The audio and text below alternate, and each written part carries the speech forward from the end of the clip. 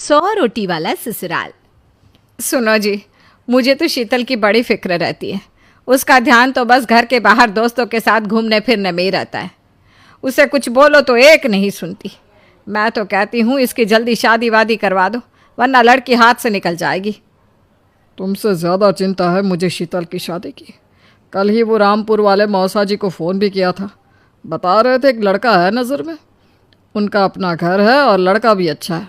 अरे तो फिर बस बात चलाओ ना, एक बार देखे तो सही लड़का और घर बार कैसा है। कौन से लड़की की बात चल रही है यहाँ? तुम्हारी शादी की बात चल रही है बेटी। अब तुम्हारी शादी की उम्र हो रही है तो लड़का तो देखना पड़ेगा ना।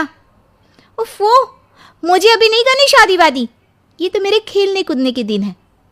बहुत खेल कूद ली तुम, अब घर के काम धाम सीखने की कोशिश करो, समझी?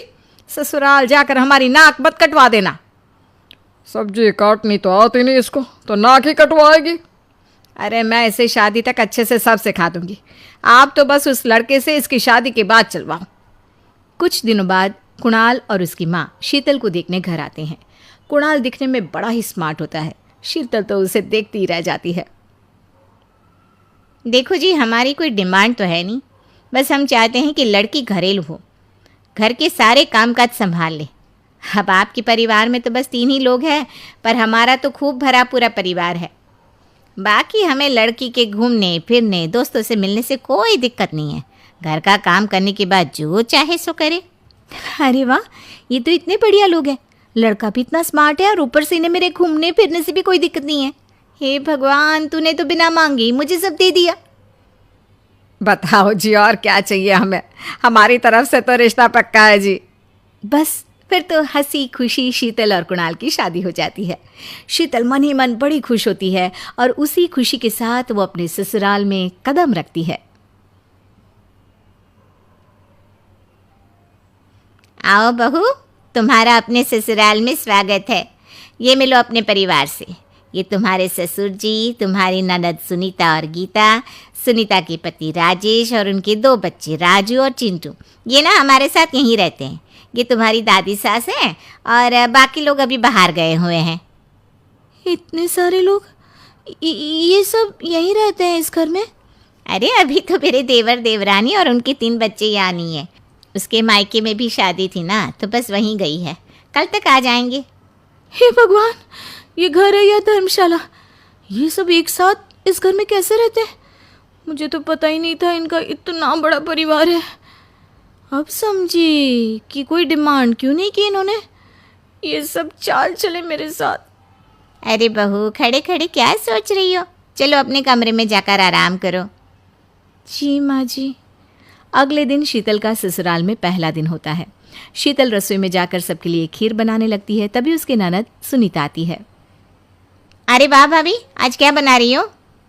बस दीदी, आज वो पहली रसोई है ना, तो खीर बना रही थी। अरे भाभी, ये खीर वीर रहने दो। घर में 4 लोगों को शुगर है और कुछ लोग मीठा ही नहीं खाते। आप ना सीधा खाना ही बना दो।